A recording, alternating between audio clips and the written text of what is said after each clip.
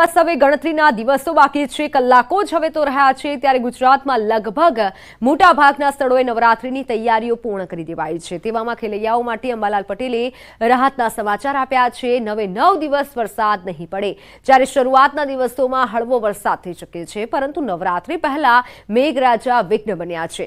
અમદાવાદમાં વરસી રહેલા વરસાદથી જીએમડીસી ગ્રાઉન્ડમાં પાણી ભરાયા છે, જેને લઈને મેદાનમાંથી પાણી અને કાદવ કાઢવાની કામગીરી શરૂ થઈ છે। પંચમહાલના ગોધરામાં ગૌ તસ્કરીની ઘટના સામે આવી છે। ગોધરાની દ્વારકાનગર સોસાયટીમાં ગૌ તસ્કરીની ઘટના સીસીટીવીમાં કેદ થઈ, જેમાં જોઈ શકાય છે કે 4 જેટલા શખ્સો બુકાનીદારી શખ્સો કારમાં આવી ગાયને કારમાં ભરી અને લઈ જાય છે।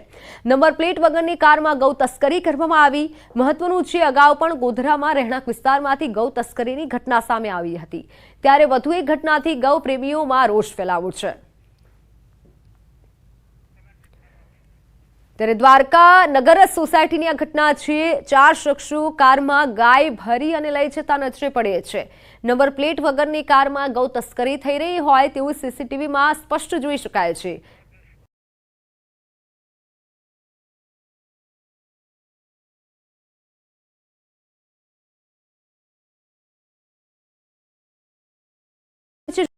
ગોધરાના દ્વારકા નગર પાસેના જે દ્રશ્ય છે સીસીટીવી કેમેરામાં કેદ થયા છે। ટાટા સફારી ગાડી છે, નંબર પ્લેટ વિનાની, અને એમાં જ ગૌ તસ્કરી કરવામાં આવી રહી છે। ત્યાં જેટલા ઇસમો દ્વારા જે ગૌ તસ્કરી કરવાનો પ્રયાસ કરવામાં આવ્યો હતો અને ત્યારબાદ ધીમે રહી અને ગાયને ગાડીમાં નાખીને લઈ જવામાં આવી છે। જે અંગેના સીસીટીવી વિડીયો વાયરલ થતા જ હાલ પોલીસ દ્વારા આ અંગે તપાસ કરવામાં આવી રહી છે। ગાડી કોની હતી, ક્યાંથી આવી હતી અને શું હતું। ગોધરા સહિત પંચમહાલ જિલ્લામાં અનેકવાર આવા દ્રશ્યો સામે આવતા હોય છે, જે 10 ગૌ તસ્કરો છે તે પોલીસને ખુલ્લો પડકાર ફેંકતા હોય એ પ્રકારે અન્ય રાજ્યોના પાર્સિંગની ગાડીનો ઉપયોગ કરતા હોય છે, અને આ પ્રકારે ગાડી લઈ કેટલીક વાર ગાડીઓ બિનવારસી મૂકીને ભાગી જતા હોવાની પણ ઘટનાઓ સામે આવતી હોય છે। તાજેતરમાં જ એક ગૌ તસ્કરનો જાંબુગોડા પાસે અકસ્માતમાં મૃત્યુ થયું હતું। ગાયની ચોરી કરીને ભાગતા હતા, દરમિયાન જ અકસ્માત સર્જાયો હતો અને અકસ્માતમાં ગાડી અથડાતા જ મૃત્યુ થયું હતું। વારંવાર આ પ્રકારે જે ગૌ રક્ષકો છે તેઓ દ્વારા પણ ગૌ પ્રેમીઓ છે, સાથે સાથે પોલીસ દ્વારા પણ આ પ્રવૃત્તિ અટકાવવાના પ્રયત્નો કરવામાં આવતા હોય છે, પરંતુ જે ગૌ તસ્કરો છે તે ખુલ્લો પડકાર ફેંકતા એવા દ્રશ્યો હાલ જોવા મળી રહ્યા છે। જી બિલકુલ, આભાર માહિતી બદલ। તો સુરતમાં દૂધને લઈને રાજકારણ ગરમાવું છે। સુરત કામરેજના ભાજપ પ્રમુખ અને સુરત સુમુલ ડેરીના ડિરેક્ટર બળવંત પટેલ પર ગંભીર આક્ષેપો થઈ રહ્યા છે। સુમુલ ડેરીના માજી ડિરેક્ટર અને ભાજપના નેતા મનોજ પટેલ જ બળવંત પટેલ પર આક્ષેપો સાથે પીએમ અને સીએમને ફરિયાદ। બળવંત પટેલ મહારાષ્ટ્ર અને સૌરાષ્ટ્રથી ઓછી ગુણવત્તાવાળું દૂધ લાવી વેચતા હોવાનો આક્ષેપ કર્યો છે। કાર્યરત 84 દૂધ મંડળી નિયમ વિરુદ્ધ હોવાનું મનોજ પટેલે જણાવ્યું છે। જોકે તમામ આક્ષેપોને બળવંત પટેલે ફગાવી દીધા છે। મહારાષ્ટ્ર દૂધ આવે છે અને બિન ગુણવત્તાવાળું દૂધ આવે છે, જે સ્વાસ્થ્ય માટે પણ હાનિકારક છે, અને આ એક ધંધા રૂપે બિઝનેસ તરીકે અને બળવંતભાઈએ કર્યું છે। એટલે પૈસા લગભગ 3.5 થી 4 કરોડ રૂપિયાનો અંદર ગેરકાયદેસર વેપાર કર્યો છે। આનાથી ડેરીને કેટલું નુકસાન? ડેરીને ઘણું નુકસાન, ડેરીને બીજું કે તો અધિકારીઓને બાનમાં રાખીને રોપ જમાવીને, એટલે એની પાસે કોઈ લેબ રિપોર્ટ કરવા દીધા નથી, એટલે દૂધ આવ્યું તેની ગુણવત્તા ચેક થઈ નથી ને સીધું દૂધ આપણા સુરતની અંદર ગ્રાહકો પાસે ગયું છે।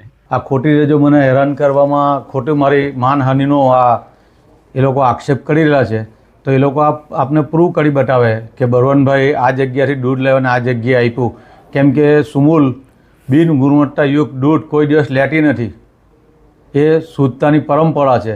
એ પણ જાતે ભૂતકાળની અંદર ડાયરેક્ટર રહી ચૂક્યા છે।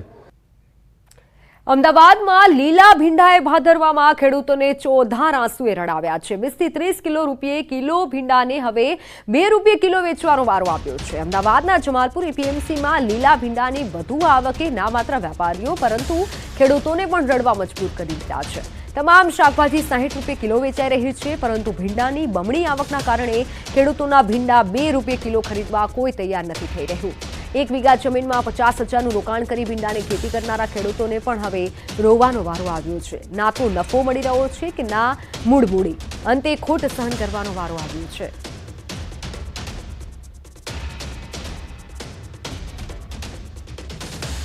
ભીંડા 7 રૂપિયા। ખેડૂતોને અત્યારે કેવો વારો આવ્યો છે? ખેડૂતોને અત્યારે સસ્તા ભીંડા કેમ આ શું વરસાદ પછી શું હે માલ થોડું વધારે આવી જાય એટલે વધારના હિસાબે હવે ચોમાસાની સિઝન ચાલે બરાબર અને હિસાબે અમે અહીં અને સામૂહિક એને સસ્તું વેચવા પડે એટલે કોઈ મફત ખાવાવાળો માણસ નહીં ભાદરવા મહિનામાં કોઈ ખાતો નહીં બહુ ઓછા ખાવે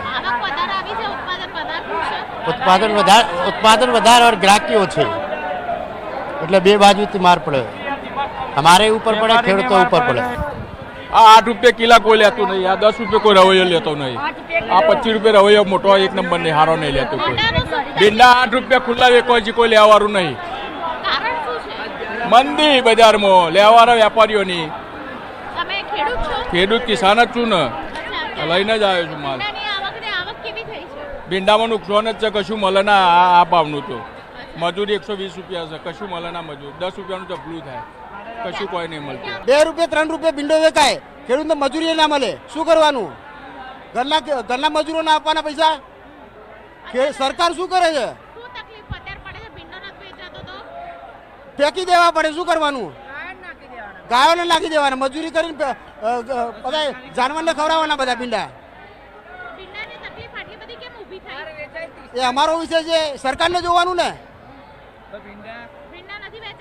ભીંડા નથી વેચાતા કોઈ લેવા વાળું નહીં 1 વીઘો વાવો તો 50,000 ખર્ચો થાય 50,000 ખર્ચો કોણ આલે અમદાવાદ એપીએમસીમાં આવતા ખેડૂતો અત્યારે રાતા પાણીએ રડી રહ્યા છે કારણ કે ભીંડા વેચાતા નથી ભીંડા જેમને સૌથી વધારે પાક લીધો તો તે લોકો જ્યારે એપીએમસીમાં આવે છે પોતાનો ભીંડો લઈને ત્યારે ભીંડા વેચાતા નથી અને તેની પાછળનું કારણ છે કે આવક વધારે છે પરંતુ ખરીદનારા કોઈ નથી લોકો 2 થી 3 રૂપિયા કિલો ભીંડા વેચવા માટે તૈયાર થયા છે પરંતુ પરિસ્થિતિ એ સર્જાય છે કે ભીંડા ખરીદવા માટે કોઈ ગ્રાહક નથી જે 10 કિલોનો આમ જોઈ રહ્યા છો 10 થી 15 કિલોના બધા જ બાચકા પડેલા છે અને કોઈ પણ લેવા માટે તૈયાર નથી તેને કારણે ખેડૂતોને રાતા પાણીએ રડવાનો વારો આવ્યો છે અમદાવાદ જિલ્લાના આસપાસના જે ગામડાઓ છે તેમાં ખેડૂતોની પરિસ્થિતિ ખૂબ જ વિકટ બની છે કારણ કે ભીંડાને લેવા માટે કોઈ જ વ્યક્તિ નથી કોઈ જ ગ્રાહક નથી બીજી તરફ ખાસ કરીને બીજા શાકભાજીની વાત કરીએ તો બીજા